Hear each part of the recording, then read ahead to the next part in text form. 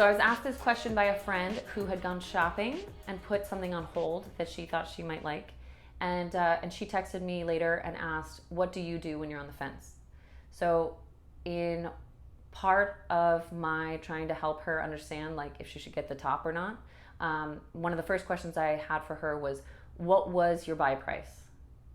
And she was like, what are you talking about? So I thought I would share this key piece of my process, and that is determining a buy price for something.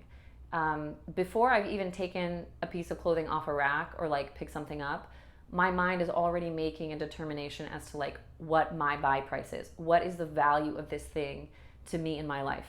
So I'm trying to make a split-second decision that is factoring in my finances, that's factoring in how much I like it, right? Of course. That's factoring in how well I think it'll fold into my wardrobe. Like, do I have things that can work with it?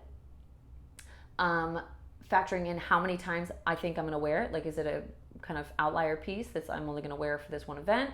Or do I not have anything that I could wear with or to? Like, is it, like what room I'm in? So I'm already coming to this choice realizing that I'm in Nordstrom Rack or I'm in Saks, right? So like I have context to the price of things. But I'm trying to make a split-second decision.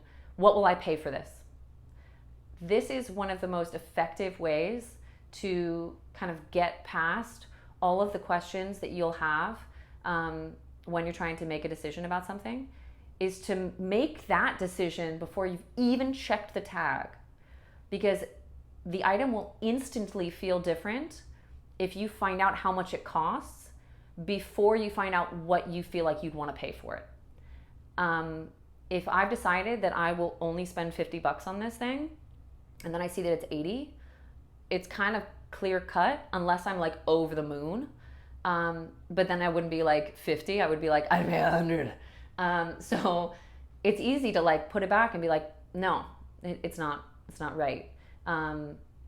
If I've decided that I would pay $100 for something and then I find out it's 50, then I feel like I've got the golden ticket, right? So it's, first of all, it's a really fun game. Second of all, it helps me understand the timing of my purchases. So it's not just like what I want to make a selection on, it's when I should be buying it. If I'm in places like Anthropologie, for example, which like almost everything in the store inevitably goes on sale.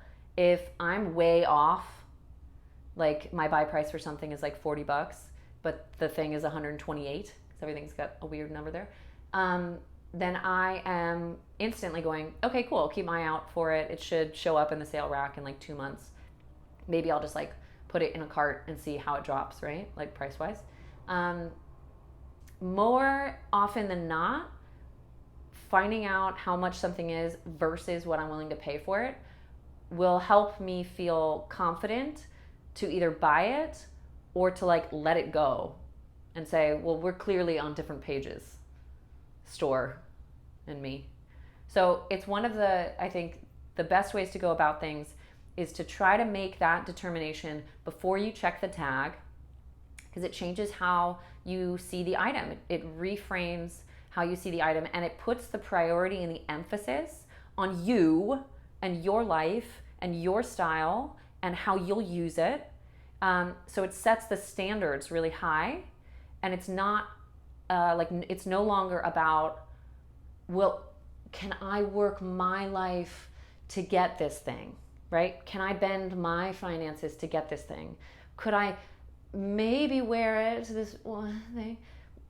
On that note, I'll say one of the funniest things that happened when I was growing up, like my mom was always giving me like examples of like how you could wear it, and I do it with clients, and it's like the funniest thing. But I'm like, you could wear this to brunch, you could do this thing, you could have lox and schmear, you could go to a cocktail event on the pier, and like whatever. So there's lots of ways that you can like talk yourself into something, and if you don't know what I'm talking about, we should spend some time together. I don't know what to say. But there's lots of ways that your brain will try to give you context and like fluff up and make extraordinary something.